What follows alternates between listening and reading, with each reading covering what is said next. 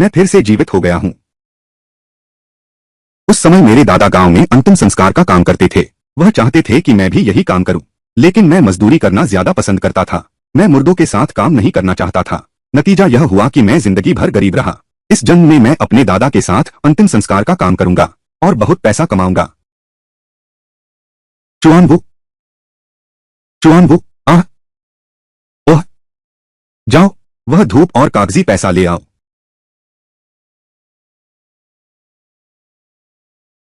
ये 3 किलो 600 ग्राम कागजी पैसा जलाने के बाद इसकी राख को 7 पोटलियों में बांध दो। अंतिम संस्कार के समय इसका उपयोग करना है। ठीक है। और इस धूपदान में धूप और मृतक का दीपक भी। ध्यान रखना बुझने न पाए, नहीं तो अशुद्ध चीजें तुम पर ज्यादा हमला करेंगी। सुन, ये पैसे कम हैं। आप नाराज न हो। अंतिम संस्कार का काम वाकई बड़ा मुनाफा देता है। आजकल आम तनख्वाह सिर्फ 50-60 है। एक अंतिम संस्कार से सैकड़ों कमा लेते हैं। दादाजी, इस जन्म में तो मैं आपकी कमर जरूर पकड़ूंगा। चुआनबू, चलो हम चलें। चलो। चुआनबू, आह, आज सुबह तुम्हारे ने एक मेमने की टांग भेजी है। थोड़ी देर में हम दोनों उसे पकाकर खा लेंगे। ठीक है। रुको, आज सुबह तुम घर पर ही थे। तुम्हारे चाचा ने कोई मेमने की टांग भेजी ही नहीं। छोटे मोटे भूत प्रेत, तू मेरे पोते के शरीर में घुसने की हिम्मत कैसे करता है? बता, तू असल में कौन है? आज सुबह तू घर पर ही था। तुम्हारे छोटे चाचा ने मटन लेकर आया ही नहीं था। ये छोटे मोटे भूत प्रेत, तू मेरे पोते के शरीर में घुसने की हिम्मत कैसे करता है? बता, तू असल में कौन है? दादाजी, आपको कैसे पता कि मैंने फिर से जन्म लिया है? वह झूठा नहीं है। उसके पास असली काबिलियत है। मैं सच में परंपरागत मार्शल आर्ट्स का ज्ञाता हूं। अब भी बहस कर रहे हो? देखता हूं तुम्हारी असली शक्ल कैसे दिखाता हूं।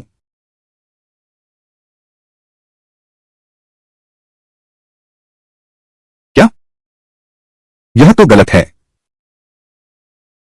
सप्लाई कोऑपरेटिव के वो सब बदमाश, फिर तुमने सिंदूर में लाल मिर्च मिला दी। मैं सच में परंपरागत मार्शल आर्ट का ज्ञाता हूं, लेकिन मुझे मार डालो। लेकिन मैं तो दशकों बाद से वापस आया हूं। तो बताओ, मैं किस साल मरा? तुम पहाड़ पर कब्रिस्तान ढूंढने गए और गलती से पहाड़ से लुढ़क गए। शरीर की ताकत कमजोर हो गई। 2 साल भी नहीं हुए, आप चल बसे। सचमुच मेल खा गया।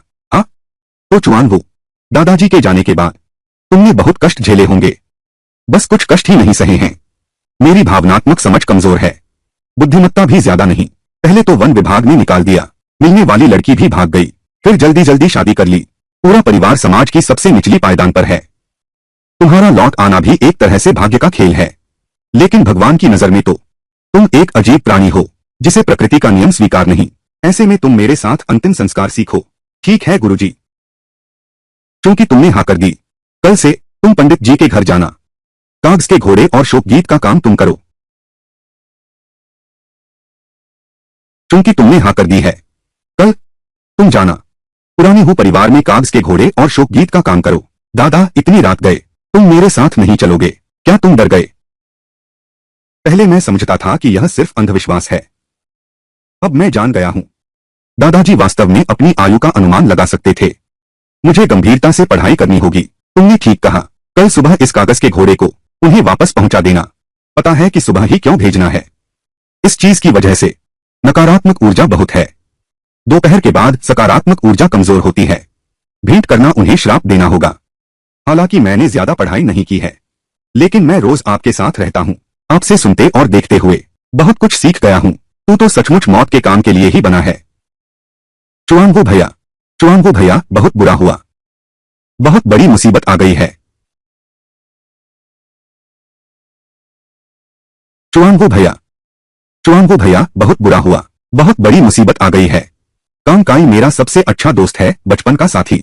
वह यहाँ कैसे आ गया? क्या हुआ? कल सुबह बूढ़ा डिंग चल बसा, शाम को फिर जीवित हो गया। डिंग परिवार ने वास्तु विशेषज्ञ बुलाया है। विशेषज्ञ ने कहा, वांग जेंगशो के मकई खेत की वास्तु बहुत अच्छी है, वहीं दफनाना चाहिए। डिंग परिवार की संतानों को धन और समृद्धि का आशीर्वाद दे सकता है। वे अभी आपस में लड़ पड़े हैं। सरपंच ने कहा कि तुम बड़े बड़े आदमी हो, मैं तुम्हें झगड़ा मिटाने ले चलता हूँ।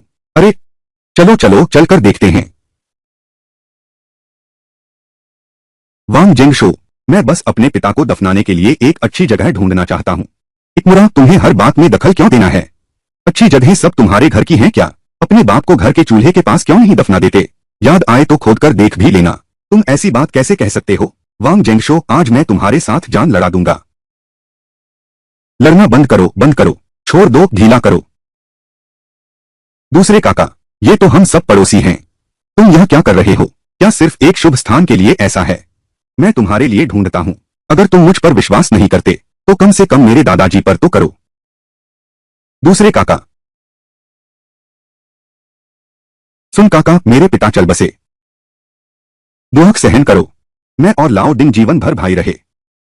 मुझे उसके लिए एक अच्छी जगह ढूंढनी ही होगी। मेरे पास एक जमीन है, वह ज्ञान की भूमि है। उसे वहीं दफनाओ ताकि आने वाली पीढ़ियां शिक्षित रहें। यदि ठीक से किया तो एक महान विद्वान भी पैदा हो सकता है। मैंने सोचा था मेरे मरने के बाद मुझे वहीं दफनाया जाए, लेकिन तुम्हारे पिता और मेरे रिश्ते को देखते हुए मैंने यह जमीन उन्हें दे दी है। तुम पर मेरा एक एहसान रहा। सुन चाचा, आगे से आप जो कहेंगे मैं बिना कुछ कहे मानूंगा। बाबूजी चाहते हैं कि वेंजिंग चुआंगो की दुल्हन बनाने के लिए, इसलिए बुजुर्ग ने मन से दिया। इतनी अच्छी जगह, लेकिन बूढ़े सुन में इतनी काबिलियत है। घर भी संपन्न है, चुआंगो की शक्ल भी अच्छी है। मेरा दामाद बने, यह भी ठीक ही रहेगा। सूर्य काका ने संजू को शाम को मेरे पास भेजने को कहा है। मुझे वहां एक सहायक की जरूरत है। आज तुम्हारा बेटा अभी अभी जागा है। किसका दिमाग खराब है? अब तुम्हारे घर जाना है क्या? हाँ संजू, तुम्हारे दूसरे काका के घर कोई बेटा नहीं है। आज रात तुम वहां जाकर मदद करो। कल सुबह मैं कागजी घोड़े पहुंचाऊंगा। आज रात तुम जागरण में मदद करो। संयोग से तुम यही काम करने वाले हो। इस बार यह काम तुम्हें सौंपा जाएगा। अरे अरे, चुआंगो भैया, तुम्हारे दादा तो कमाल हैं। तुम्हें जागरण के लिए भेज रहे हैं, तो तुम डिंग वेंजिंग के संपर्क में आ सकते हो। डिंग वेंजिंग अभी कॉलेज में पढ़ रही है। उसके ग्रेड भी बहुत अच्छे हैं। अगर तुम दोनों की जोड़ी बन गई तो यह तो बहुत ही शानदार बात होगी।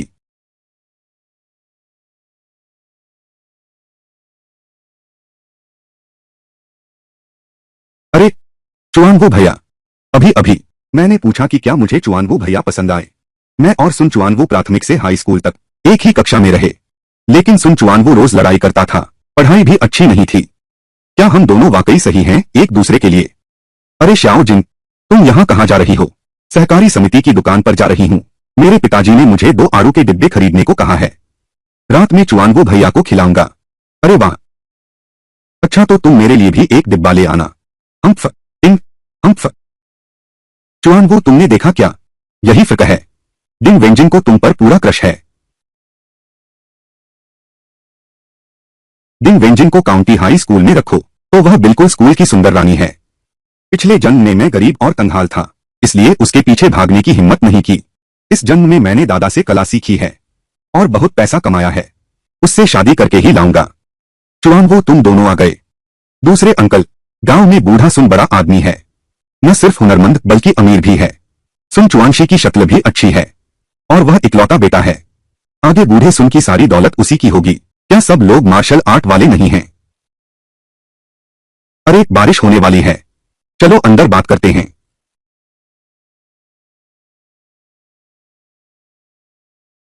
पिछले जन्म में जब बूढ़ा डिंग जागा तो घबराए हुए अंकल एयरलिन ने उसे मार दिया।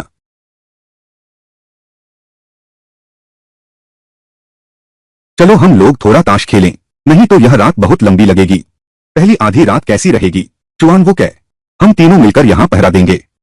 आधी रात के बाद तुम लोग वापस चले जाना। यहाँ लगातार बने रहने की भी जरूरत नहीं। बूढ़ा डिंगटाओ आज रात कब जागा था? लगता है पहली रात्रि पहर में।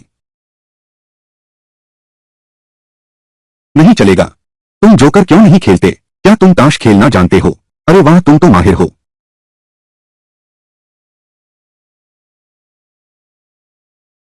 वह जीवित हो गया। वह होश में आ गया। अरे बाप रे, तुम इतने संकीर्ण मन के क्यों हो? मैंने बस तुम्हारे पत्ते देखे थे। क्या मुझे मारने के लिए डंडा लेना जरूरी था? और तू यह लड़का, तू मुझे बचाने भी नहीं आया। तू मुझ पर हमला करना चाहता है। अरे नालायक औलाद, तू यह नीचे रख दे। यह सब क्या हो रहा है? मैं तो बस तुम्हारा ताश देख रहा था। फिर सुन परिवार का यह पोता, उसने मुझे लकड़ी से मारा। और तुमने क्या किया? तुम्हारी हिम्मत कैसे हुई मुझ पर बर्तन फेंकने की? वह बर्तन नीचे रख दो। नहीं, बूढ़ा दीनक मरा ही नहीं है, या कहो कि बूढ़ा दीनक मरा था ही नहीं। अरे अरे अरे, कंकाई, तुम जल्दी से बुजुर्ग को यहां से ले जाओ। चाचा डिंग एरलिंग, यह कतरा तुरंत नीचे रखो। बुजुर्ग का देहांत नहीं हुआ है। तुम यह अवज्ञाकारी संतान, क्या तुम सचमुच अपने पिता को तोड़ना चाहते हो? पिताजी, तुम मर गए नहीं हो। क्या तुम सच में मेरे पिता हो? क्या तुम सच में मेरे बाप हो? अगर मैं तुम्हारा बाप नहीं हूं तो और कौन है? जाओ विधवा लियू को नहाते हुए देखो। वह तुम्हारे पीछे 2 गलियां तक भागी। और फिर वह कसाई क्या कर रहा था? तुम उस अंगारों की तश्तरी पर बैठ गए। तो अभी अपने पिछवाड़े पर बैठा है, और हथेली जितना एक निशान भी है। तो फिर से उस विधवा लियू को झांकने गया था। मैं मानता हूं तू मेरा बाप है। मैं मानता हूं तू अभी जिंदा है, बस हो गया। मैं मानता हूं तू मेरा बाप है। मैं मानता हूं तू अभी जिंदा है, बस हो गया। बाबू तू जिंदा है। मुझे लगा था कि तुम मर गए हो। दीदा, यह सब क्या हुआ है तुम्हारे साथ? मैं ताश खेलने गया था। यह गुस्सा दिल तक पहुंच गया। फिर मैं बेहोश हो गया। पता नहीं कितना समय बीत गया। मैंने सुना तुम लोग ताश खेल रहे थे। फिर मैं एक खांसी के साथ बलगम निकालकर जाग गया। कांकाई, तुम तुरंत मेरे दादाजी को सूचित करो। उन्हें बताना कि दादा डिंग का निधन नहीं हुआ है। फिर गांव में जाओ, वैद्य जियांग को बुला लाओ, दादा डिंग की हड्डी जोड़ने के लिए। ठीक है भैया। जियांग देली, तुमने ही गलती से मेरी मौत बता दी। एरलिंगजी ने केतली का इस्तेमाल किया। अरे, अच्छे दोस्त हो तुम। भाई, बड़ी मुसीबत से बचे हो। अब तुम्हारा भाग्य खुलेगा। आज तो तुम्हारे पोते ने मुझे लगभग मार ही डाला। दादा डिंग, आप ऐसा नहीं कह सकते। अगर मैंने चाचा डिंग एरलिंग को न रोका होता,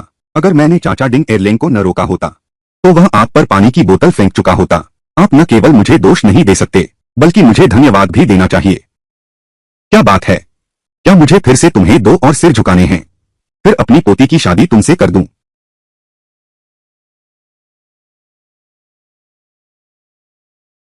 चुआनवू, हाँ, तुमने अंतिम संस्कार में मेरी जान बचाई। तुम हमारे ओझा परिवार के महान उपकारक हो। यह मेरी छोटी सी भावना है। यह तो आम लोगों के कई महीनों की तनख्वाह के बराबर है। दादाजी का बड़ा हुनर बहुत जबरदस्त है। अमीर हो गए, अमीर हो गए। धन्यवाद काका झल्लू। तो मैं पहले चलता हूं। जाओ।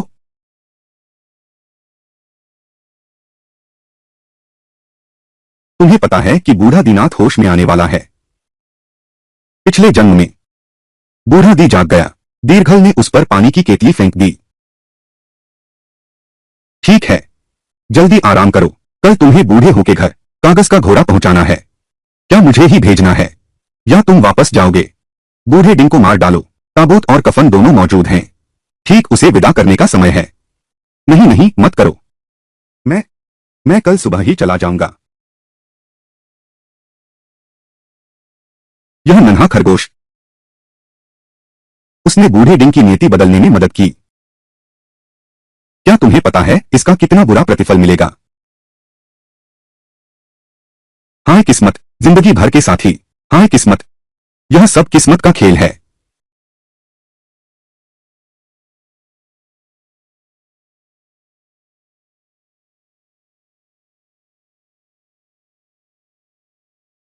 चुआनवू, देखो क्या कुछ कम है। काका, 7 पैकेट कागज की राख तैयार है, और जलाने के कागज तथा आत्मा बुलाने वाला मुर्गा भी। उन सबकी भी आवश्यकता होगी। अरे हाँ, एक बात और, फूलों के हार भी तैयार किए जा सकते हैं, लेकिन उनकी संख्या विषम ही होनी चाहिए। सम संख्या का अर्थ अशुभ होता है। ठीक है चुआनवू, अब तुम पूरे सुनशूजी की तरह लग रहे हो। अंतिम संस्कार के मास्टर बन गए हो। चाचा, अब कागज का घोड़ा जलाने का समय है।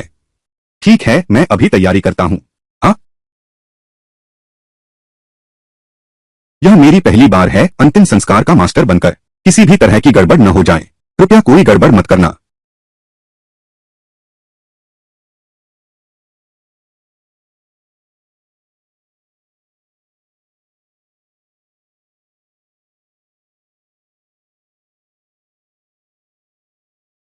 आंखें खोलो, पश्चिम की ओर देखो। तुम मृतक के लिए पैरों का काम। नाक खोलो, घास की सुगंध लो। सूखी घास और बारीक चारा खाकर मोटे हो जाओ। कान खोलो, 10 दिशाओं की सुनो। तुम मृतक को पश्चिम ले जाओ, मुंह खोलो, घास की सुगंध खाओ, तुम मृतकों के लिए गंदा पानी पीते हो। ये बातें मैं बचपन से लेकर अब तक बूढ़े बाबा से कितनी बार सुनी हैं, पता नहीं, शायद मैं सचमुच इस काम के लिए बना हूं। ये बातें मैं बचपन से लेकर अब तक बूढ़े बाबा से कितनी बार सुनी हैं, पता नहीं, शायद मैं सचमुच इस काम के लिए बना हूं। पिताजी,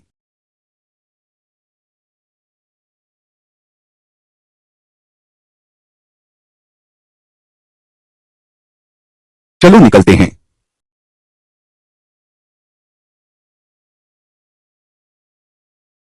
दादाजी, आपकी यात्रा शुभ हो।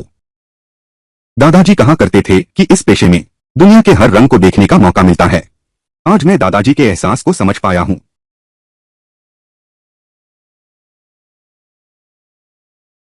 चाचा हूं, कृपया दुहक सहन करें। बुजुर्ग का अंतिम समय बिना किसी कष्ट के बीता।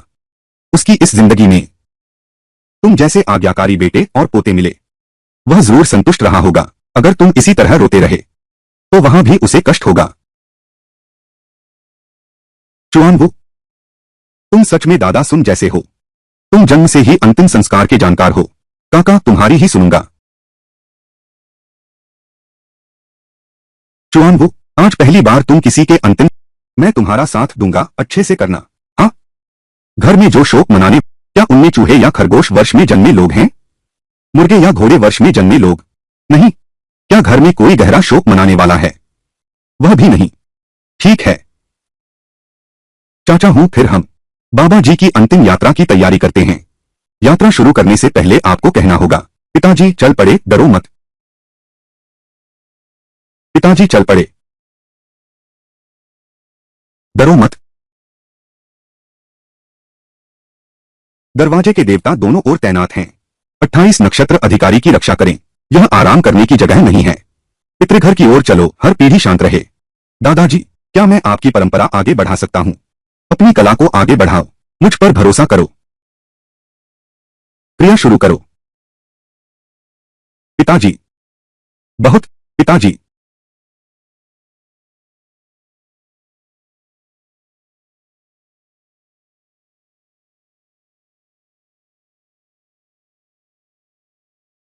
यह बच्चा अब तो बिल्कुल सही कर रहा है। लगता है मेरी यह कला अब किसी और को सिखाने का समय आ गया है। दादा, इन अंतिम संस्कार के काम से इतना पैसा मिलता है क्या? फिर मैं एक बड़ा घर लूंगा। तुम भी मेरे साथ आराम से रहना। अरे नादान लड़के, सुन चुआन, वो तुम क्या कर रहे हो? क्या तुम घर लौटने का इरादा ही नहीं रखते? सुन चुआन, वो क्या तुम घर लौटने का इरादा ही नहीं रखते? मैं लौटूंगा। क्या तुम्हारे दादा तुम्हें पालते रहेंगे? अरे बड़ी बहू, तुम ठीक हो? चुआंगू मेरे साथ काम सीख रहा है। अब से वह मेरे साथ इस काम में लगेगा। मेरे ससुर की काबिलियत वाकई बड़ी है, लेकिन अपने बेटे को अंतिम संस्कार का काम दिलवाना, मेरे मन में थोड़ी झिझक है। छोड़ो भी, बुजुर्ग ने खुद कह दिया है, यह भी एक ईमानदार धंधा है। बच्चा बस चोरी चकारी न करे, बस इतना काफी है। अच्छा पिताजी, आपकी मर्जी। चुआंगू, तुम्हें अपने दादा का धंधा संभालना है। वन क्षेत्र के लोगों से मेरा संपर्क बन गया है। नहीं जाऊंगा। अरे नहीं जाऊंगा, मुझे लगता है यह काम अच्छा है, और फिर मेरा स्वभाव ही ऐसा है। वन क्षेत्र जाऊंगा तो वहां टिक भी नहीं पाऊंगा। अरे उस पैसे को बर्बाद क्यों करना? क्या हुआ? सुन वेंजू, मेरा पोता तुम्हारा काम संभालना चाहता है, तुम अब भी रोकना चाहते हो। मुख्य बात यह है कि चुआन वो क्या करेगा? वह तो 3 दिन मछली पकड़ता है और 2 दिन जाल सुखाता है। ऐसे में वन क्षेत्र भी नहीं जा पाएगा और अंतिम संस्कार का काम भी नहीं कर पाएगा। चुआनवो के पुनर्जन्म की बात सिर्फ हम दोनों जानते हैं, तीसरा व्यक्ति नहीं जानना चाहिए। मैं जिम्मेदार हूं, मेरा कहना है कि वह कर सकता है। ठीक है, तुम्हारी बात मानता हूं। चुआनवो, तुमने कहा तुम्हारे दादा बूढ़े हो गए हैं। अब तुम्हें कपड़े धोने और खाना बनाना सीखना होगा, समझे? अपने दादा को तुम्हारी सेवा न करने देना। हाँ, इतना बड़ा लड़का होकर भी इतना आलसी। आगे चलकर तुम्हें कोई बीवी भी नहीं मिलेगी। पर चुआनवो को तो बीवी की कोई चिंता नहीं। ओल्ड दिन के घर की वह लड़की वेंजिंग उसे पसंद करती है। अरे बेटा, तुमने तो कमाल कर दिया। छोटी जिंग तो निश्चित ही कॉलेज में दाखिला पा लेगी, चाहे टीचर्स कॉलेज ही क्यों न हो, तो बाद में अध्यापिका बन ही जाएगी न। इस तरह हमारे घर में भी एक शिक्षिका होगी। बिल्कुल सही चुआन वो, तुम बड़े हो गए हो लड़के लड़की के इन मामलों को। अरे बापू, नहीं, इस बारे में मैं समझता हूं, तुम्हें सिखाने की जरूरत नहीं।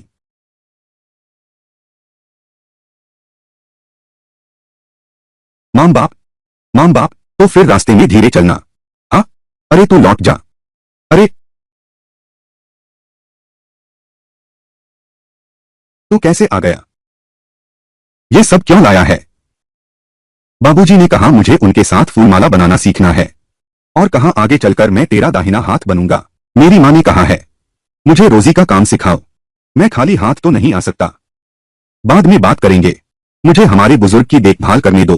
कामकाई मेरी जिंदगी का सबसे अच्छा दोस्त है, अगर वह मेरा सहायक बन सके तो इससे बेहतर क्या होगा। अच्छे काम में सबका सहयोग चाहिए, कोई सहायक नहीं है। एक व्यक्ति चाहे कितना भी शक्तिशाली क्यों न हो, वह अकेला कुछ नहीं कर सकता। चलो, अच्छा।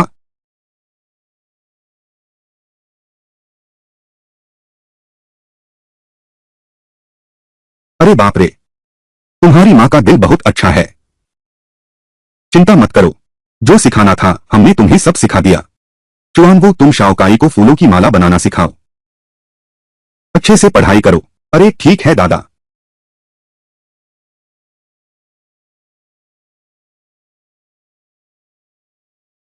जुआंगो भैया, अगर रोज लोग मरने लगें तो हम बहुत पैसा कमाएंगे। कोई आश्चर्य नहीं कि लोग कहते हैं यह ताबूत वाला रोज मौत का इंतजार करता है, यह दवा वाला रोज बीमारी का इंतजार करता है। तुम्हारी अभी शिक्षा भी पूरी नहीं हुई है, तुम्हें तो बस पैसा कमाना है। गांव के बारे में सोचना भी छोड़ दो, हम शहर चलते हैं। कौन जानता है, हर दूसरे तीसरे दिन काम मिल जाता है। हाँ बिल्कुल, पूरा दिन और कुछ नहीं करना पड़ता, सिर्फ कागज का सामान बेचकर भी 20-30 कमा लेते हैं। एक महीने में ही 1000 से ज्यादा रुपए, एक साल में लाखपति बन जाएंगे। अरे बाप रे, गांव के पूर्वी छोर पर वो बूढ़ा चेन देखो, रोज पहनता है कोऑपरेटिव बैंक वाली लाखपति की सफेद बनियान। डर लगता है शायद कि लोग न जाने उसके पास कितना पैसा है। वह पुराना चेन तस्करी का धंधा करता था, उसने खूब पैसा कमाया, लेकिन उसकी किस्मत में नहीं था। उसके अंतिम संस्कार को देखो, क्या वह हमारे बुजुर्ग ने ही नहीं किया। पैसा कमाना है तो जीना भी तो चाहिए। पैसे की बात यह है, हम इसे बेईमानी से नहीं कमा सकते। अगर भगवान को यह बर्दाश्त नहीं होता तो वह उसे उठा लेते। हम तो मुर्दों के पैसे कमाते हैं। अगर तुम्हारा दिल बहुत काला है तो लोग तुम्हारा पीछा क्यों नहीं छोड़ेंगे। तुमने ऐसा कहा तो मुझे भी थोड़ी सी ठंडक महसूस हो रही है। अरे पर चुआंगू भैया, तुम अभी जैसे दिख रहे हो, सच में हमारे दादाजी जैसे लगते हो। चुआंगू भैया, तुम सच में जन्म से ही अंतिम संस्कार के काम के लिए बने हो। चलो मेरे साथ, मैं तुम्हें फूलों का हार बनाना सिखाता हूं। अच्छा ठीक है। क्या श्री सुनजी घर पर हैं? वह कौन सा बड़ा आदमी नहीं है। हे भगवान, क्या यह कोई बड़ी घटना है।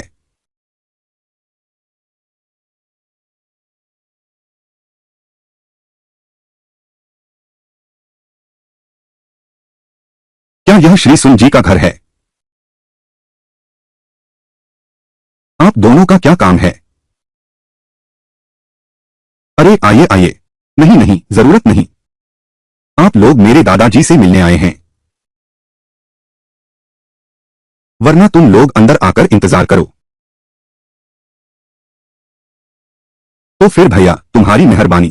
कोई मेहरबानी नहीं, बिल्कुल नहीं। चलो। शुभ फल, मंगल फल, शुभ फल। श्रीमान सुन कब लौटेंगे? या तो घर वाले चले गए हैं या कोई अजीब बात हो गई है। मेरे दादाजी अभी हाल ही में गए हैं, मैं नहीं जानता कि वे कब लौटेंगे। अगर आपका कोई जरूरी काम है तो आप मुझे बता सकते हैं। मेरा नाम जाओदेई है, मैं लिन शहर से आया हूं। घर में कुछ समस्या आ गई है। मैंने सुना है कि श्री सुन शव सी सकते हैं, इसलिए मैं श्री सुन से मदद मांगने आया हूं। हालांकि मैंने बुजुर्ग की विद्या सीखी है, लेकिन मैंने अभी तक शव सीना नहीं सीखा है। बुजुर्ग मुझे नहीं ले जाएंगे, वास्तव में मुझे शव सीने देखने नहीं देंगे। यह तो अधूरा काम रह जाएगा। मैं जाऊंगा तो बाबूजी मुझे नहीं जाने देंगे। सच में सिलाई के काम में हाथ बंटाने चलोगे? यह तो बिल्कुल खत्म हो गया।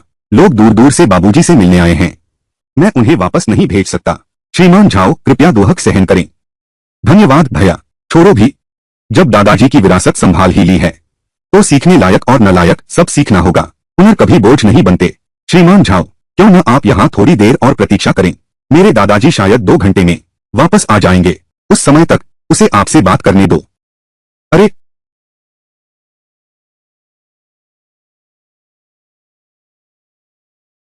अरे, यह बूढ़ा अमीर है। उसके शरीर पर वह झोंगशान सूट जिला प्रमुख के सूट से भी महंगा है। बकवास मत करो, जल्दी से माला चिपकाओ। थोड़ी देर में मैं तुम्हें कागज के पुतले बनाना सिखाता हूँ। अच्छा, चलो। चुआंगो के घर से लोग आए हैं। हाँ, देखो वह शहर की नंबर प्लेट है। कौन है? मैं भी नहीं जानता। तुम मेरे साथ घर में आकर देखो। ठीक है। छोटे क्या, इसे पकड़ो। मिस्टर सुन, माफ कीजिएगा, बाहर वाली गाड़ी मैंने अभी देखा। यह शहर की नंबर प्लेट है और उनके पहनावे और व्यक्तित्व को देखते हुए यह व्यक्ति या तो अमीर है या बहुत महत्वपूर्ण। अरे बैठो, बात करते हैं। आए। श्रीमान सुन, मैं हूं झाओ देई। आज सुबह मेरा बेटा स्टील मिल के बड़े चिमनी से गिर गया। कृपया श्रीमान सुन मदद करें ताकि मेरे बेटे को अंतिम विश्राम मिल सके। मेरा बेटा स्टील मिल के बड़े धुएं के पाइप से मेरा बेटा स्टील मिल के बड़े धुएं के पाइप से गिर गया। श्री सुन, कृपया हाथ बढ़ाइए ताकि मेरा बेटा चैन से सो सके। इतनी ऊंचाई से गिरने पर उसे जोड़ना आसान नहीं होगा। श्री सुन, मैं जानता हूं यह मुश्किल है। आप बस पूरी कोशिश करें। सब जानते हैं आपका हुनर तो अद्भुत है। अगर आपने मेरी मदद नहीं की तो मैं सचमुच नहीं जानता किसके पास जाऊं। मेरी कोई और मांग नहीं है, बस चाहता हूं कि मेरा बेटा ठीक से चल सके। चित्र लेकर जाओ, ले जाओ। आप एक रकम बताइए, जो भी रकम हो मैं देने को तैयार हूं। यह पैसे की बात नहीं है। अरे छोड़ो, क्योंकि तुम इतनी दूर से आए हो मैं पूरी कोशिश करूंगा।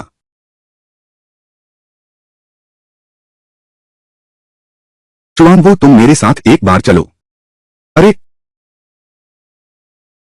मुझे पता था कि इस बार बच नहीं पाऊंगा। चुआंगो, हाँ, चलो।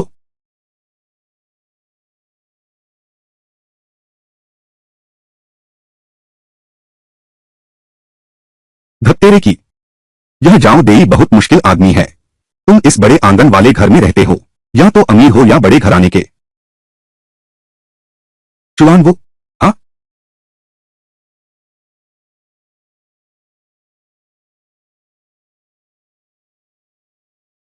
श्रीमान सुन, आप आ गए। दुहक सहन कीजिए। बुजुर्ग सच में बड़े तूफान देख चुके हैं। मैं भी आगे चलकर दादा जैसा श्रीमान बनूंगा। आखिरकार आपका इंतजार पूरा हुआ।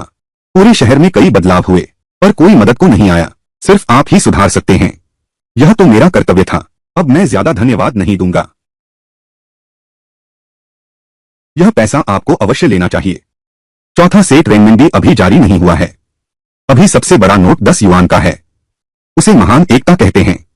मोटाई के हिसाब से कम 1000 युआन तो हैं। हे भगवान, एक जिनपोर्ट की कीमत केवल 8 माओ है। पूरे साल में भी इतना नहीं बचा पाते। धन्यवाद मालिक। ठीक है, तुम लोगों ने जो चीजें तैयार करनी थीं, वो सब तैयार हो गई हैं क्या? उसे दे दो। मृतक का सम्मान सबसे बड़ा है। चलो पहले मृतक के परिवार से मिलते हैं। अच्छा,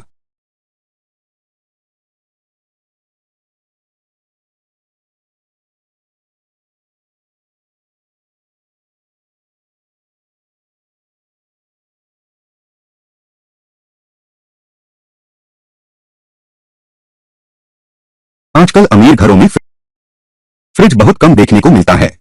जो लोग बड़े आंगन वाले घर में रहते हैं उनके लिए एक फ्रिज ढूंढ लाना मुश्किल काम नहीं है।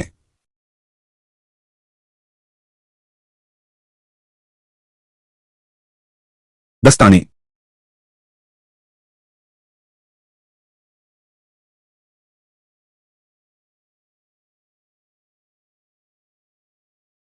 श्री झाओ, एक लंबी मेज ढूंढने जाइए। अगर बिल्कुल न मिले तो दरवाजे की पट्टी भी चलेगी। ओह, वह बिस्तर यहां ले आओ।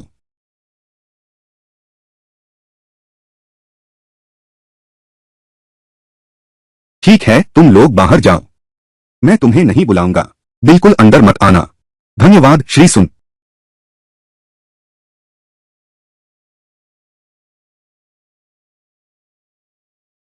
चुआन वो, उसमें दस्ताने भी हैं। तुम भी पहन लो। आज मैं तुम्हें शव को कैसे ठीक करते हैं सिखाऊंगा। ध्यान से सीखो। यह सच में पढ़ाई है दादा। नहीं सीखोगे तो तुम्हें यहाँ क्यों लाता। मृतक को सम्मान से विदा देना हमारे इस पेशे का कर्तव्य है। आगे चलकर तुम्हें यही काम करना है। ऐसे मौके तो बहुत आएंगे। अगर यह कदम नहीं उठा सके तुम कभी श्रीमान नहीं बन पाओगे।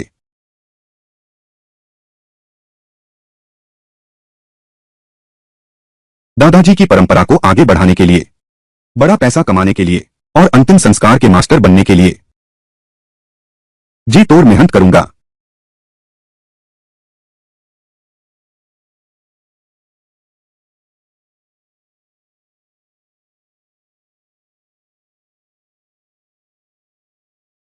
दादाजी मैंने कर दिखाया। मैंने कर दिखाया। भैया, भैया तुम्हारा धन्यवाद। धन्यवाद श्रीमान। जाओ चाची, यह तो मेरा कर्तव्य था। नहीं बेटा, नहीं चाची, नहीं बेटा, आपने अभी मेरे दादाजी को दे दिया है। यह बहुत ज्यादा है, मैं नहीं ले सकता। बच्चे ने दिया है, तुम ले लो। धन्यवाद। अगर तुम नहीं होते मैं खुद से जिंदगी भर नफरत करती। जो चले गए वो चले गए।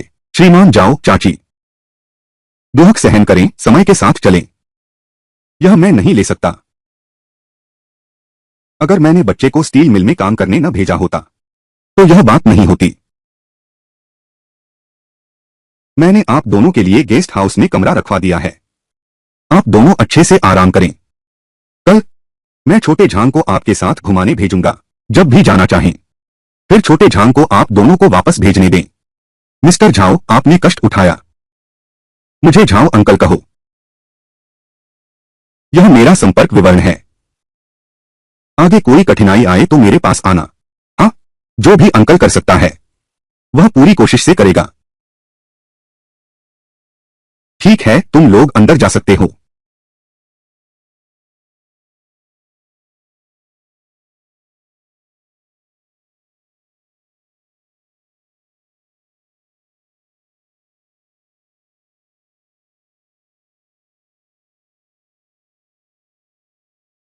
आज दोनों ने बहुत मेहनत की। आज ही तो चल बसे। यह जाऊं शहर के मुखिया का बड़ा बेटा है। इस साल ही कॉलेज से पास हुआ है। असल में उसके ग्रेड के हिसाब से वह सीधे शहर समिति में काम कर सकता था, लेकिन हमारे मुखिया जाओ ने लोग क्या कहेंगे इसका डर था, इसीलिए तो कारखाने में भेज दिया गया। किसने सोचा था भला। मैंने कहा था झाओ देई ना। कानों में परिचित सा लग रहा था। पता चला शहर का मेयर है। उसकी बहुत अच्छी प्रतिष्ठा है। शहर के लोगों के लिए कई ठोस काम किए हैं। वह तो एक अच्छे अधिकारी हैं। हमारे यहाँ के नेता तो, यह तो बहुत दुर्भाग्यपूर्ण जीवन है। छोड़ो, अब और नहीं कहूंगा। पहले मैं आप दोनों को अतिथि गृह छोड़ देता हूँ। ठीक है, चलिए।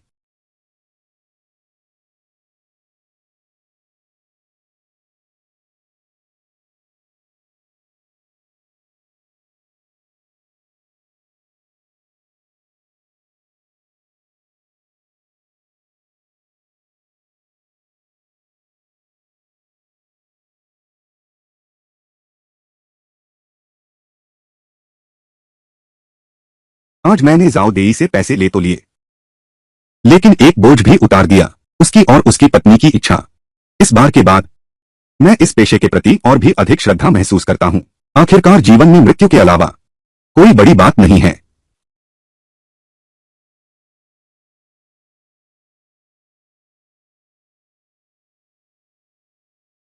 धन्यवाद भाई। आगे जन्म अच्छा मिले। इतनी कम उम्र में मत मरो। तू तू तू फिर भी गाली क्यों दे रहा है तू।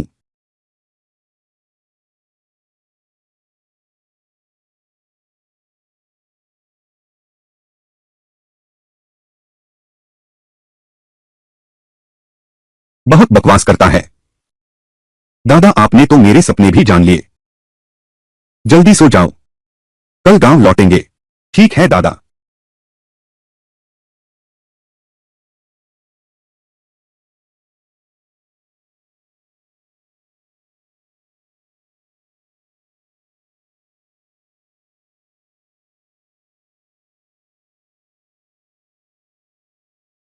सुन जीवदाओ, सुन जीवदाओ। प्रसारण सुनो, जल्दी से दल मुख्यालय आओ। तुम्हारा फोन आया है, कोई तुम्हें ढूंढ रहा है। शायद किसी के घर फिर कोई मुसीबत आई है। चलो मेरे साथ दल मुख्यालय चलो। गुरु जी आप पहले वापस जाइए।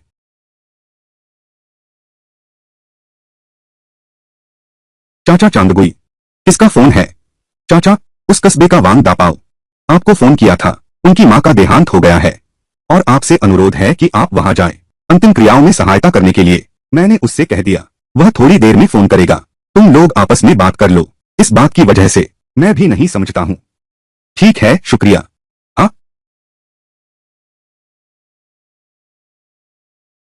हेलो। अरे मैं सुन जीवदाओ हूं।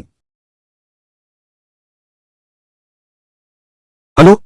अरे मैं सुन जीवदाओ हूं। हाँ, कागज का डिब्बा चाहिए। ठीक है, आज पहले जलाने वाला कागज तुम्हारे पास भेज देता हूं। कागज का डिब्बा कल भेजूंगा। मेजबान, अरे मेरे पोते को बुला लो। अरे तुम चिंता मत करो, कई कार्यक्रम संभाल चुका है। मैं जो कर सकता हूं वह सब कर सकता है। अरे ठीक है, तो मैं उसे थोड़ी देर में भेज दूंगा। अरे बहुत अच्छा। इतनी जल्दी होगा सोचा नहीं था। मुझे दूसरी बार अंतिम संस्कार की व्यवस्था करनी पड़ रही है। चुआन, वो हमें तुरंत वापस जाना चाहिए। हम चलते हैं। काका, काका धीरे से जाना। चुआन, वो धीरे चलना।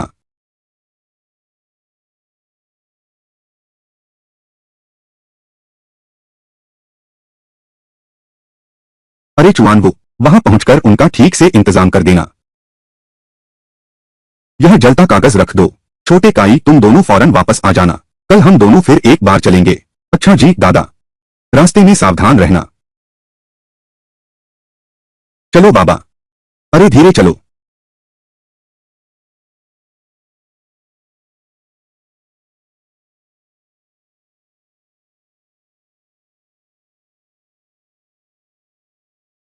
श्रीमान सुन जीना। अरे नमस्ते।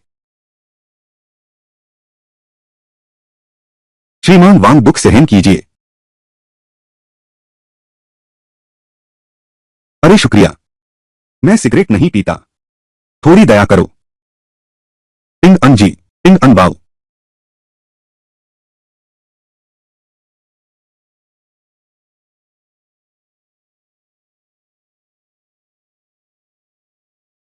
ये तो श्री सुन का पोता है।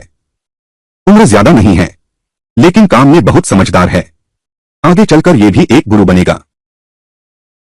हाँ भैया, आप ही हो सकते हैं। आपके अलावा और कोई नहीं। और कौन श्री सुन को बुला सकता है? ये आसपास के सभी गांव जो श्री सुन को बुला सके वो बड़े घराने के हैं। हाँ, हमारा बड़ा भाई बहुत आज्ञाकारी है। बुजुर्ग माँ ने भी सुख भोगा। वांग दापाओ की उम्र केवल 35-36 है। उनकी माँ अधिक से अधिक 60 साल की हैं। इस उम्र में चल बसना, या तो लंबी बीमारी से पीड़ित रहें, या तो अत्यधिक परिश्रम से बीमार पड़ जाएं। लेकिन वांग दाबाज में दुख का भाव नहीं था। यह कैसा पुत्र है। सभी सज्जनों कृपया हाथ बंटाएं। सभी सज्जनों कृपया हाथ बंटाएं। आशीर्वाद। इन पूजा के कागजों को शोक स्थल में रख दें। मेरा क्या, एक बार और देख लेते हैं। देखते हैं क्या सुधार करना है। मैं फिर से व्यवस्थित करता हूं। श्रीमान सुन, मैंने श्री सुन से कह दिया है, सभी कागज के काम बेहतरीन चीजों से होंगे। हमारे पास पैसे की कमी नहीं है। मैं बस अपनी मां के लिए चाहता हूं कि उनकी अंतिम यात्रा शानदार हो। कागज के सामान तो बेशक बेहतरीन लूंगा। जो मूर्ख खुद आए उसे लूटे बिना क्यों रहें। भैया वांग, आप निश्चिंत रहें। मैं पूरी कोशिश करूंगा कि बुजुर्ग मां की विदाई सम्मानजनक हो। तो चलिए कृपया आगे बढ़े।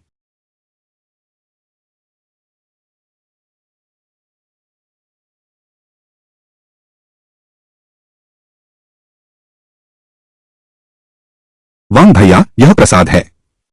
जोड़े में नहीं चढ़ाते। जोड़े में चढ़ाना अशुभ होता है। यह मांस भरा बन है। इसे हटाकर मंडा रख दो। मंडा ही बड़ा प्रसाद है। मेरी मां को मांस भरे बन बहुत पसंद हैं। मैंने सोचा था कि उसे ज्यादा मांस खिलाऊंगा। ठीक, छोटे सुन साहब की हर बात मानेंगे। अरे हाँ वांग भैया, यह वाला। जब यह जलकर राख हो जाए, इसे 7 छोटे पैकेटों में बांध लेना। अंतिम संस्कार के समय काम आएगा। क्या 3 जिन और 6 लियांग पर्याप्त होंगे? तुम्हारा यह 7 किलो 200 ग्राम का वजन नहीं है, 10 किलो 800 ग्राम। क्या इस आदमी का दिमाग खराब है? क्या अपने परिवार वालों की मौतें कम पड़ गईं? अभी 2 और जगहें भरनी पड़ेंगी। वांग भैया, आपकी यह श्रद्धा मैं जानता हूं, लेकिन यह चीज एक नियम है, ज्यादा या कम कुछ भी नहीं चलेगा। ओह, ठीक है, तुम्हारी मर्जी। शोक सभागार में तो सब ठीक है, लेकिन कब्रिस्तान वाला हिस्सा, उसे अभी पता नहीं कि कोई समस्या है या नहीं। मुझे फेंग शुई की ज्यादा समझ नहीं है, दादाजी ने मुझे सिखाने का मौका नहीं पाया, लेकिन कब्रिस्तान के रीति रिवाज मैं समझता हूं। और शोक सभा का मामला, बस यही बात है। अरे वांग भाई, अगर आप मुझे ले चलें, बुजुर्ग माताजी की समाधि दिखाए। ठीक है, मैं कपड़े बदल लेता हूं, मैं गाड़ी चलाकर तुम्हें ले जाऊंगा। चाओकाई, तुम यहीं रुको, खाना खाकर सीधे घर जाना। अरे चुआनबू भैया, ये वांग दापाओ का दिमाग ठीक तो है न? बेबात की बात मत करो। हाँ, दोपहर का याद रखना, बिल्कुल शराब मत पीना, बेकार बातें मत करो। ये लोग तो देखने में अच्छे नहीं लगते, हमें दुश्मनी मोल लेने की जरूरत नहीं। ठीक है भैया। वांग दापाओ, गाड़ी आ गई, मैं पहले जाता हूं। ठीक है।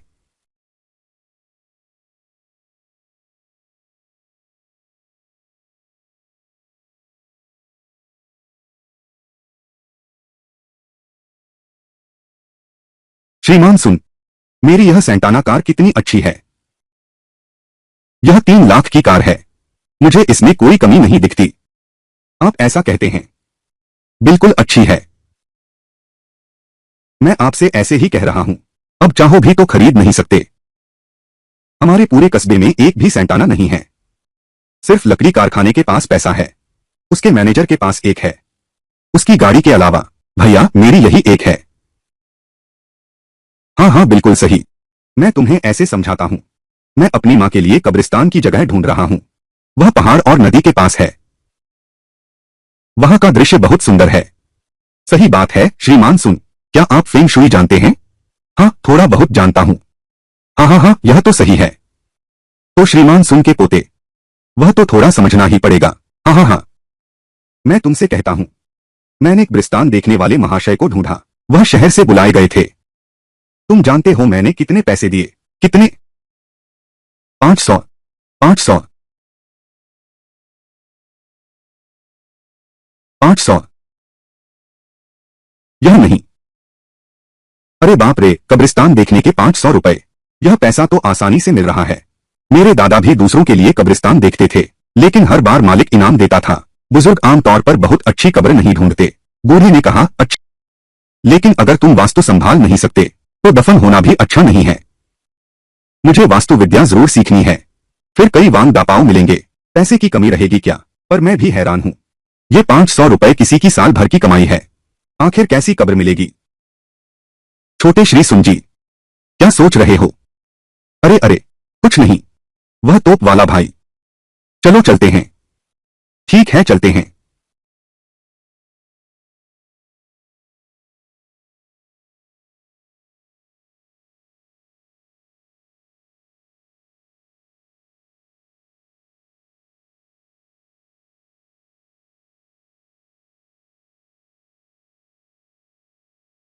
मेरी मां की बरगाह ठीक सामने है, हमें और चलना पड़ेगा।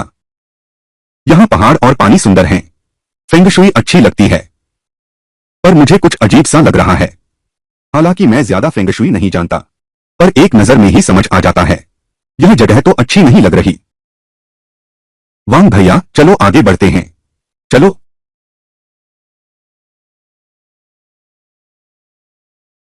अरे, 500 में शव संस्कार करने वाला, क्या वांग दापाओ से दुश्मनी है? तो कोई आश्चर्य नहीं, वांग दापाओ की पिछले जन्म में अकाल मृत्यु हुई थी। चाओ शाफो ग्रंथ में लिखा है, प्रातःकाल की रेत की कविता में कहा गया है, सामने की पहाड़ी छोटी तलवार जैसी है, अवश्य ही चोट या मृत्यु का कारण बनेगी। रेत के सिरे पर रास्ता लंबे सांप जैसा है, अंततः स्वयं की ओर ले जाएगा। वास्तु भी लोगों को मार सकती है। भाई, कैसा है यह स्थान? अच्छा है ना? वांग दाबाओ की मूल प्रवृत्ति बुरी नहीं है, बस थोड़ा शोर करता है। अभी रास्ते में उसने मुझे 300 रुपए का लालच भी दिया। जैसा कि कहा जाता है, पैसा लो तो काम करो। और फिर बुजुर्ग ने कहा है, मुझे इस जीवन में पुण्य कमाना है, वरना भविष्य में निश्चित रूप से बिजली गिरेगी। किसी की जान बचाना, क्या यह सबसे बड़ा पुण्य नहीं है? ठीक है, तुम दोनों पहले काम मत करो, वापस जाओ, वापस जाओ। वांग भैया, मैं पूछना चाहता हूं, क्या तुम्हारा इस वास्तुकार से कोई पुराना वैर तो नहीं है? वांग भैया, क्या तुम्हारा इस वास्तुकार से कोई पुराना वैर तो नहीं है? नहीं, क्या श्रीमान सुनने गलत देख लिया? वांग भैया, मैंने ज्यादा दिन तक नहीं पढ़ा है, लेकिन इतनी बुनियादी बातें मैं समझता हूं। वह पहाड़ किस चीज जैसा दिखता है? एक चाकू जैसा। अब वह रास्ता क्या दिखता है? एक सांप जैसा। सिर पर चाकू जैसा पहाड़ लटका है। वंशजों को नष्ट करने वाली योजना। यह सांप जैसा रास्ता ही रस्सी है। फंसाए जा रहे हैं वंशज। यह तो नहीं हो सकता। मैंने पैसे दिए थे, वह मेरे साथ ऐसा कैसे कर सकता है? वांग भैया, मैं दिल की बात कहूं, मैं तो सिर्फ तुम्हारी माता पिता की सेवा देखकर, वरना मैं कभी नाराज नहीं करता। इस वास्तुकार से तुम्हें विश्वास नहीं है क्या? तो मानो मैंने कुछ कहा ही नहीं। तुम खुद तय करो, क्या बुजुर्ग माताजी को यहां दफनाना है? तुम ही फैसला करो, क्या हम बुजुर्ग माताजी को यहीं दफन करें? भाई, तुम क्या बात कर रहे हो? मैं तुम पर विश्वास कैसे नहीं कर सकता? अरे ये लो, तुम रख लो। तुम चिंता मत करो, तुमने मेरी इतनी मदद की है, तुम्हारा फायदा मैं जरूर पूरा करूंगा। आगे कोई भी काम हो तो मुझे बुलाना। इस इलाके में मेरी बात ही प्रतिष्ठा है। भाई, मैं तो एक साधारण आदमी हूं, अगर तुम यह नहीं लोगे तो मेरा मन बेचैन रहेगा। इस एक बार में कम से कम 400-500, और पहले जो तुमने मुझे दिया था, कब्र देखने भर से 800-900 कमा लिए। यह तो बहुत जल्दी पैसा कमाने का तरीका है। भाई, तुम क्या करने की सोच रहे हो? मैं तो सोच रहा था कि मां को यहां दफनाऊंगा, फिर बाद में पिताजी को भी यहां ले आऊंगा।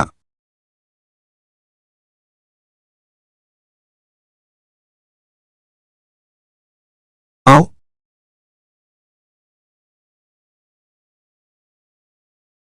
यह देखो।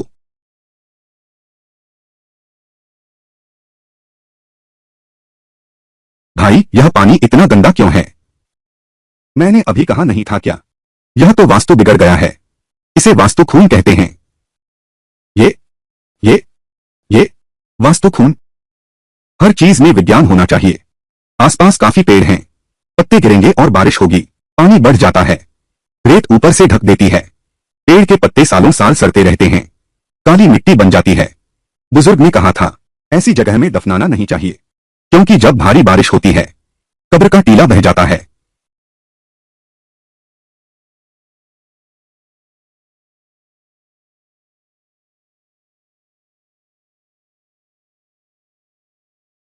ठीक है, बस इतना ही। अरे यार, मुझे लगता है आसपास का तापमान बढ़ गया है। मुझे अब ठंड नहीं लग रही, बस दिमाग का खेल है। भाई, फिर वही बात है, आगे कोई भी बात हो तो मुझसे कहना। अगर मैं वांग दापाओ ने ना कहा तो मैं तेरा बेटा हूं। वांग भैया, मैंने अभी सुना, वो वास्तुशास्त्री आपको बुजुर्ग की कब्र भी यहां लाने को कह रहा है। बुजुर्ग की कब्र अभी कहां है? मेरे पिताजी की कब्र यहां से ज्यादा दूर नहीं। यह बूढ़ा इतना दुष्ट है, मेरे पिता की कब्र भी यहां लाना चाहता है। कौन जाने तुमने उसका कैसे अपमान किया। उसने तुम्हें ऐसे ही सजा देनी चाहिए। न सिर्फ तुम्हारे लिए अशुभ जगह चुनी, बल्कि तुम्हारे पिता को भी लाना चाहता है। कब्र तो पत्नी पति के पीछे चलती है, पति पत्नी के पीछे कभी चलता है क्या? मेरा अनुमान है, शायद वांग दापाओ के पिता की कब्र अच्छी जगह बनी हुई है। अगर समय आने पर उसके पिता की कब्र नहीं हटाई गई, सिर्फ इस भूगर्भीय स्थिति के सहारे, वांग दापाओ का बुरा नहीं हो सकता। अरे, यह आखिर मामला क्या है जो एक भूगर्भीय विशेषज्ञ को इतनी गहरी दुश्मनी दिला सकता है? यह तो जान का दुश्मन है। मुझे याद आया, मैं जानता हूं कैसे नाराज किया उस वास्तुकार को। यह बूढ़ा आदमी, इतना संकीर्ण मन वाला, उस छोटी सी बात के लिए उसने मुझे इतना सताया। यह क्या हुआ? वह मेरे पिता के पुराने जानकार हैं। हर बार फेंग शुई देखने आते हैं तो मेरे पिता के साथ शराब पीते हैं। उस साल वह नशे में थे। कहा कि यहां एक शुभ स्थान है, दफनाने से 3 पीढ़ियां समृद्ध होंगी। उस समय उनके पिता भी बहुत बीमार थे। उसने मेरे पिता से अपनी कब्र बनवाने की बात भी कही थी। सोचने की जरूरत नहीं, वांग दापाओ के घर वालों ने वह शुभ जगह जरूर हड़प ली होगी। उस साल मेरा कितना बुरा समय था। शराब बहुत ज्यादा पी ली, साइकिल चलाते हुए पुल से गिर गया और मर गया। मुझे वह शुभ जगह मालूम थी, मैंने उसे वहीं दफना दिया। अरे तुम कुछ मत बोलो। उस दफनाने के बाद से मैं जो भी करता हूँ, पैसा कमाता हूँ, 2 साल में ही दौलत बना ली। हाँ हाँ हाँ, कोई आश्चर्य नहीं कि श्री शिव तुम्हें इतना सताते हैं। वह सालों देश विदेश घूमते रहे, आखिरकार एक शुभ स्थान ढूंढ ही लिया। तुमने पहले ही जगह ले ली। वह तुम्हें परेशान न करे तो कुछ अजीब हो जाए। वांग भैया, मैं तुम्हें क्या कहूं? अरे हमारा हिसाब हम आपस में करेंगे। अभी तो मेरी मां को शांति से दफनाना होगा। देखो, क्या तुम मेरी मां के लिए एक अच्छी जगह ढूंढ सकते हो? और कौन सी अच्छी जगह ढूंढनी है? तुम सीधे बुजुर्ग महाशय को बुजुर्ग महिला के साथ ही दफना दो। उनका इतना अच्छा प्रेम था, उन्हें अलग करना ठीक नहीं है। भाई, वह बूढ़ा आदमी, क्या वह मेरे पिता की कब्र पर जाकर पैर नहीं अड़ाएगा? वह बूढ़ा सचमुच पैर अड़ाना चाहता है। मेरी अभी इतनी ही सामर्थ्य है, कोई खास उपाय भी नहीं है। हम वांग दाबास को उस बूढ़े को मारने नहीं दे सकते। ओह वांग भैया, वरना तुम उससे ठीक से बात करो। दुश्मनी मिटानी चाहिए, बढ़ानी नहीं। तुम उसे मार तो नहीं सकते। नहीं नहीं, बिल्कुल नहीं, यह गलती तो मेरी ही है। हाथ नहीं उठता। यह वाली बात नहीं है। वह भाई, तुम ऐसे करो, मैं तुम्हारे लिए गेस्ट हाउस में एक कमरा ले लेता हूं। इस बारे में सुनकर मैं दूसरा तरीका सोचता हूं। अच्छा तो ऐसे ही करते हैं। चलो चलो चलो चलो। अगर यह श्रीजू बात को खत्म करना चाहते हैं, बस कब्र की फेंग शुई बिगाड़ दो। इतनी मेहनत क्यों करनी पड़ रही है? वांग दापाओ की मां के लिए इतनी बुरी कब्र क्यों चुन रहे हैं? अगर वह सचमुच वांग दापाओ को मारना चाहता था तो खुद ही क्यों नहीं यह अंतिम संस्कार कर लेता? सोचने पर यह श्रीजू ऐसी चाल चल सकता है तो निश्चित ही बहुत अनुभवी है। और जो लोग फेंग शुई जानते हैं, अंतिम संस्कार करने वाले भी कम नहीं हैं। हालांकि मैं इस श्रीजू के नाम से बहुत परिचित नहीं हूं, लेकिन अब फेंग शुई और अंतिम संस्कार जानने वाले लोग फिर भी बहुत हैं। अगर उसने सचमुच संचालन किया वांग दापाओ की मां का अंतिम संस्कार, तो यह जानलेवा जाल पक्का हो जाता। छोड़ो, इसके बारे में नहीं सोचता।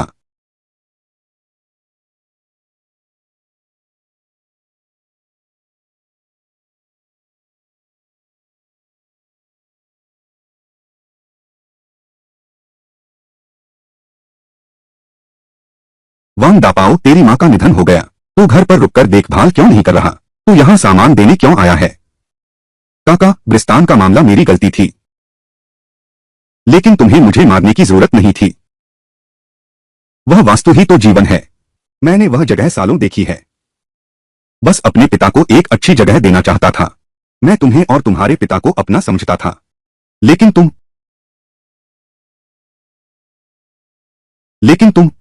तुम्हारे पिता के बाद क्या हुआ? बिना बताए तुमने अपने पिता को वहां दफना दिया। पर मैं उस जगह का फेंग शुई 3 पीढ़ियों तक असर करता है। अगर तुम्हारे पिता वहां न दफनाए जाते तो क्या आज तुम्हारा यह धंधा होता? चाचा, इन सालों में मैंने तुम्हारे घर पैसे भी खूब डाले हैं। वह बात मेरी गलती थी। मेरे पिता की इज्जत का ख्याल करके देखो।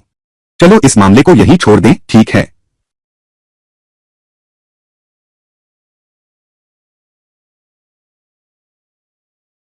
चाचा, इस मामले में मैं गलत था। कृपया अपना हाथ ऊंचा उठाइए। हम दोनों पिता पुत्र जैसे हैं। एक दूसरे को मारने काटने की कोई जरूरत नहीं है। अगर मैं सच में तुम्हें खत्म करना चाहता तो तुम्हें सुन जीवगांव के पास भी नहीं भेजता। तुम्हारी मां का अंतिम संस्कार करो। अगर मैं तुम्हें मारना चाहता तो तुम्हें सुन जीवगांव के पास जाने नहीं देता। तुम्हारी मां का अंतिम संस्कार करो। श्रीजू के जाते समय खास हिदायत थी कि सुन जीवगांव से संस्कार करवाऊं। क्या यह सुन जीवगांव को बुलाना नहीं है? कब्र का रहस्य उजागर करने के लिए। लगता है श्रीशु सिर्फ अपना गुस्सा निकालना चाहते थे। मुझे मार डालने का इरादा नहीं था। मेरी और लिंग की इतनी गहरी दोस्ती है। तुमने बस इशारा किया होता तो क्या मैं मना कर सकता था? लेकिन इन सालों में तुमने एक बार भी ध्यान नहीं दिया। और ये पैसे, ये सामान, क्या मैं कमा नहीं सकता? क्या मुझे कमी है? अगर तुम्हारी इज्जत ना होती मैं और भी बुरा कर देता। वांग दा पाओ, खुशकिस्मती से तुम आज्ञाकारी हो और तुम्हारी जान बची रही। यह मामला यहीं तक। काका, धन्यवाद।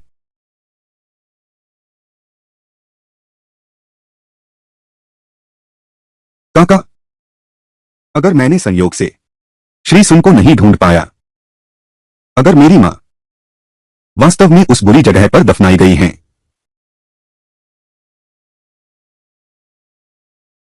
घर बर्बाद हो गया, अब तो दिल को शांति मिली।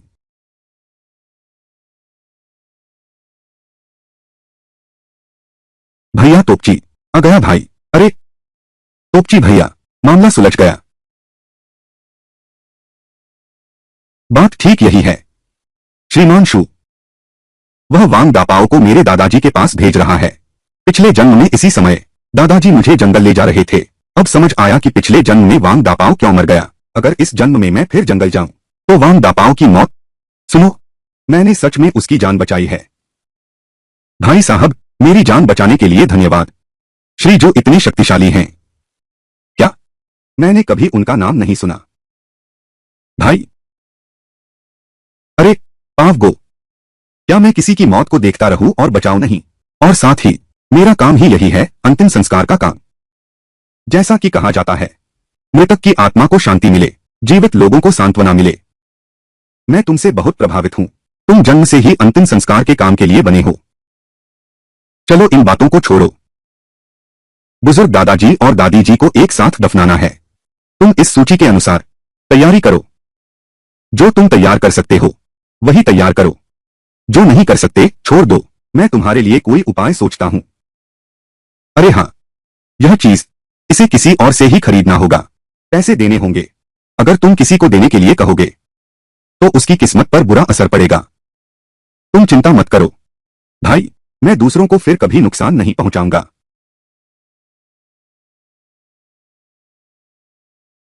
श्रीमान सुन।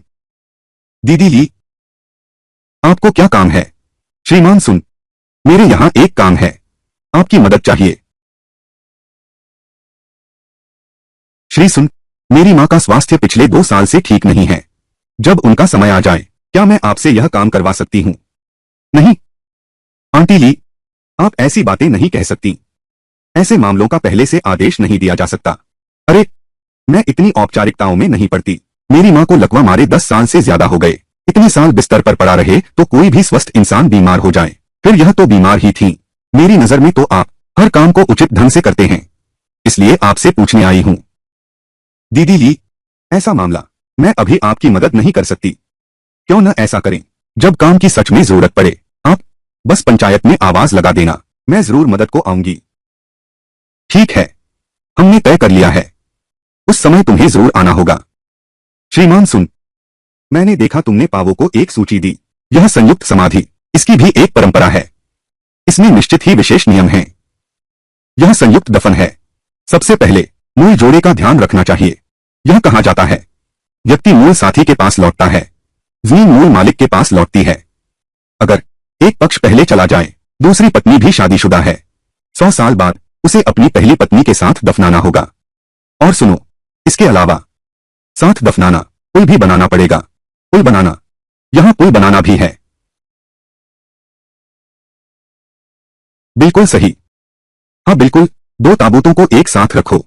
इसके बीच में 7 तारों वाले सिक्के रखे जाते हैं। बीच में एक जोड़ी लाल चॉपस्टिक रख दो। यह तो इसे पुल कहते हैं। 3 फुट 6 इंच का लाल कपड़ा तैयार करो, बीच में रख दो। इसे पुल बनाने वाला कपड़ा कहते हैं। यह बात है तो यह पूरा हो जाएगा। अगर मेरी मौत के बाद क्या मैं अपने पति के साथ दफन नहीं हो सकती? अब तो शादी आजाद हो गई है ना? अगर आप नहीं चाहते तो जबरदस्ती कैसे कर सकते हैं?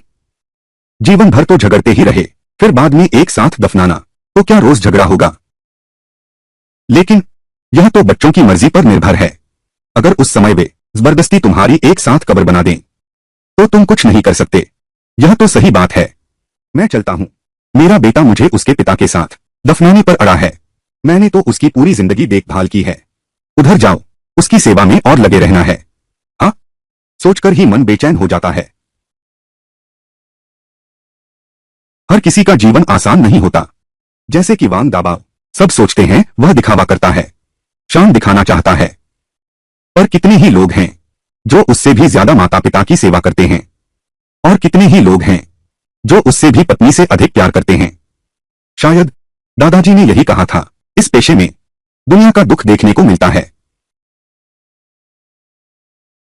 ठीक है श्रीमान, सुन, मैं पहले चलता हूं। अरे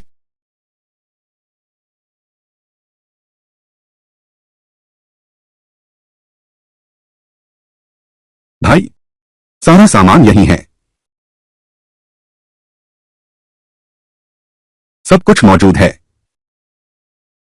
दीवारों के राजा वांग भैया, क्या तुम थोड़ा आराम करोगे? हाँ, नींद नहीं आ रही। मैं और मेरी माँ और मेरे पिता बहुत अच्छे संबंध हैं। मेरी माँ हर रोज चुपके से आंसू बहाती थी। मैंने उनके लिए वैद्य बुलाया ताकि उनका मन हल्का हो जाए। शायद मेरी माँ को मेरे पिता की बहुत याद आती थी। ऐसे समझो मेरी माँ चली गई, शायद यही मुक्ति थी। कम से कम मैंने उसे 2 साल अच्छे दिन दिए। शायद तुम मुझे दिन भर हंसते देखते हो,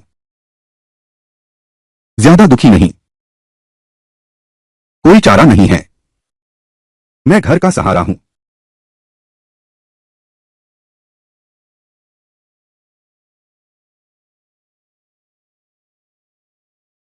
मेरी वो 2 बहनें, रोज रोने वाली। तुम कहती हो घर में सिर्फ मैं ही एक मर्द हूं। अगर मैं भी रोने लगा तो घर का क्या हाल होगा? हाँ, तो आराम भी तो करना है। तुम देखो, अगर आप चले गए, भाभी का क्या होगा? आपकी ये दोनों बहनें क्या करेंगी? हाँ भाई, तुम क्या अभी तक किसी के साथ नहीं हो? मेरी वो दोनों बहनों को देखो। अरे बाप रे, मूड एकदम से बदल गया। अभी तो मुझे लगा वांग दापाओ रो पड़ेगा, अब अचानक मेरी शादी की बात कर रही हैं। और अगर रिश्ता ही करवाना था तो शोक सभा में क्यों करवा रही हैं? तेरी माँ अभी भी वहीं पड़ी है। डरावना है ना? मैं देखता हूं। जरूरत नहीं, 2 हैं, मैं सह नहीं सकता। क्या सोच रहे हो? श्रीमान सुन, आप आ सके। वांग दाबाओ के लिए यह सौभाग्य की बात है। मिस्टर सुन, आप आ सके। वांग दाबाओ के लिए यह सौभाग्य की बात है। हाँ, यह लड़का, कहीं उसने किसी की अंतिम क्रिया में तो उपद्रव नहीं यह बर्बाद कर दिया? मुझे यहां आकर देखना चाहिए था। श्री सुन, छोटे श्री सुन तो बहुत शानदार हैं। दरअसल मैंने सोचा वह छोटी उम्र का है। अपेक्षा नहीं थी। उनका तरीका, उनका अंदाज आपसे एकदम मिलता है। आपका उत्तराधिकारी तैयार है। श्री वांग, आप बहुत कृपा कर रहे हैं। हाँ सही, कागज की गायें पहुंच गई हैं न? वो क्या है? आप क्या दाम बताते हैं? आप ही कोई रकम बताइए। भैया वांग, आपने कल तो दे ही दिया था। पैसे काफी हैं। नहीं, अलग बात है। कल जो दिया वह इनाम था। इस कागजी बैल से कोई लेना देना नहीं। सच में जरूरत नहीं है।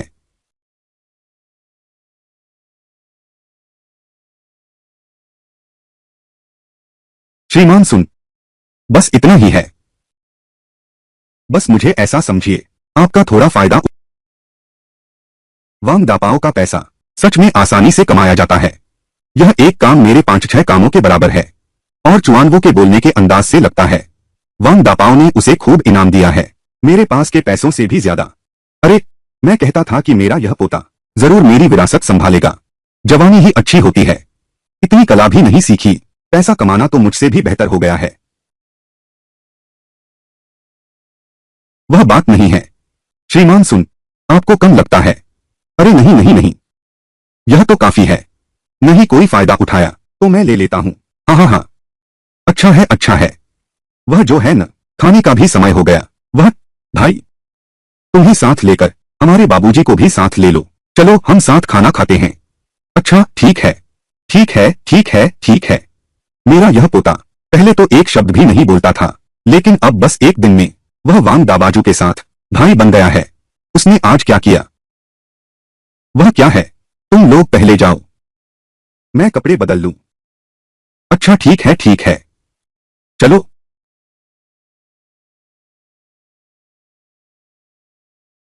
तुम लोग पहले खाओ, मैं थोड़ी देर में आता हूं। ठीक है, जाओ। चुआनवो, हाँ, आखिर हुआ क्या है?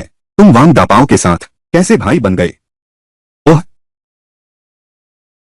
दादा, कुछ दिन पहले मैं वांग दापाओ की मदद करने गया था, घर पर अंतिम संस्कार का आयोजन करने में। हाँ, फिर क्या हुआ? उसने मुझसे कहा, उसने 500 रुपए खर्च कर दिए। कस्बे में एक वास्तुशास्त्री बुलाया गया था, उनका उपनाम शिव था। फिर बाद में मैंने देखा, जो यह शुभ स्थान उनके लिए चुना गया था, इस शिव नाम वाले ने उसमें छेड़छाड़ की थी। इसलिए इस तरह आना जाना होता रहा। हम दोनों एक दूसरे को अच्छी तरह जानने लगे हैं। ओह, मैं सोच रहा था कौन है। हाँ, अगर यह शिव वाला है तो यह बात समझ में आती है। ओह बाबू, तुम उसे जानते हो? वह कितना माहिर है। कैसे नहीं जानूंगा, वह बूढ़ा तो हमेशा ऐसा ही है, हर काम में दिखावा करता रहता है। मेहनत की बात करो तो मेरे मुकाबले बहुत पीछे है। मैं हूं, तुम ऐसा कहती हो तो मेरा दिल हल्का हो गया। अब मुझे उसके बदले की चिंता नहीं। लेकिन अगर वह तुम्हें नुकसान पहुंचाना चाहे, यह मुश्किल नहीं होगा और कोई देख भी नहीं पाएगा। यह आसान काम नहीं है। मैं आपका अपना पोता हूं। हाँ, मैंने तुम्हें फेंगशुई सीखने को कहा था कि मैं, तुम न यह सीखते हो न वह अभ्यास करते हो। अगर किसी खतरनाक व्यक्ति से सामना हो गया तो शायद मैं भी तुम्हें न बचा पाऊं। दादाजी ने शुरू में कहा था, मैं यह काम नहीं करूंगा तो आकाश से बिजली गिरेगी। ये दोनों दृश्य एक जैसे लगते हैं। क्या ये सब बुजुर्ग की ही करामात हैं? मुझे डराने के लिए तो नहीं। दादा, तुम मुझे डरा तो नहीं रहे हो? अंदाजा लगाओ। अरे, खा, नहीं, अरे,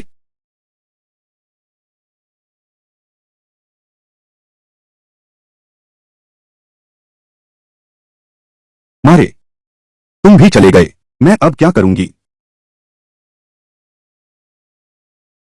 तुम सिर्फ मेरे बारे में सोचते रहे, तुमने मेरी तरफ देखा तक नहीं। पिछले कुछ सालों में पैसा कमाया, घर की तरक्की हुई, लेकिन आपकी सेवा नहीं कर पा रहा। क्या यह पैसा व्यर्थ नहीं कमाया?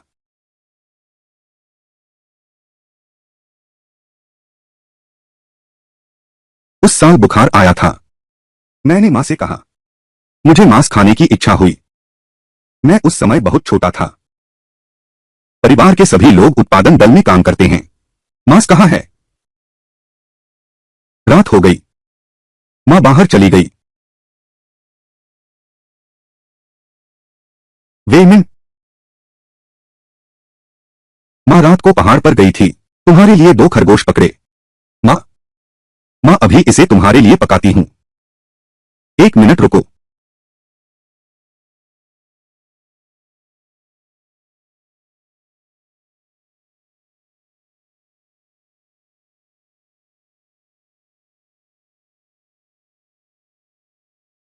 बाद में वो 2 खरगोश, मैंने खाने की हिम्मत नहीं की। मैंने उन्हें बहुत देर तक पाला। 1 साल और मां की टांग टूट गई। ठीक होने के बाद लंगड़ा गया, लंगड़ा गया, लंगड़ा गया, लंगड़ाते हुए चलता है। देखो उसकी मां कैसे चलती है, लंगड़ा कर। सहपाठी तुम्हारी नकल करते हैं। मैं यह सब देख नहीं सका, मैंने उन्हें पीट दिया। शिक्षक ने अभिभावकों को बुलाने को कहा। मेरी मां ने एक एक करके उनसे माफी मांगी। उस समय मैं सहन नहीं कर पाया। क्यों? हमारे पास गरीबी में दवा खरीदने के पैसे नहीं थे। मेरी मां ने मेरे दस्त का इलाज करवाने के लिए ऐसा किया। पहाड़ पर जड़ी बूटी लेने गया था, पैर में चोट लग गई। मेरी मां इतनी अच्छी इंसान थी, उन्हें उनके बारे में बुरा कहने का क्या अधिकार है? उन्हें उनकी बुराई करने का क्या हक है? भाई साहब, अब से मेरा कोई मां नहीं रहेगी। अब अगर मैं मां को पुकारूंगा तो कोई जवाब नहीं देगा।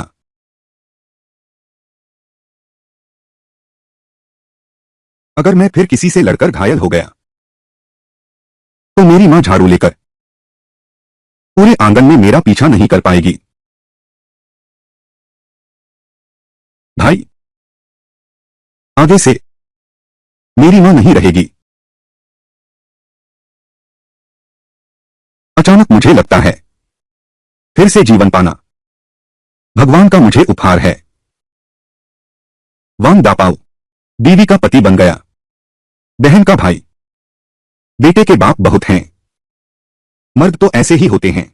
बचपन से लेकर बड़े होने तक हर जरूरी मौके पर मौजूद रहूंगा, हर किरदार निभाऊंगा।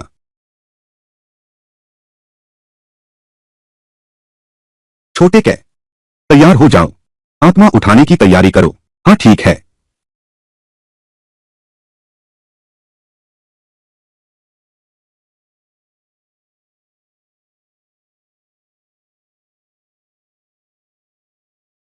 आत्मा उठाओ।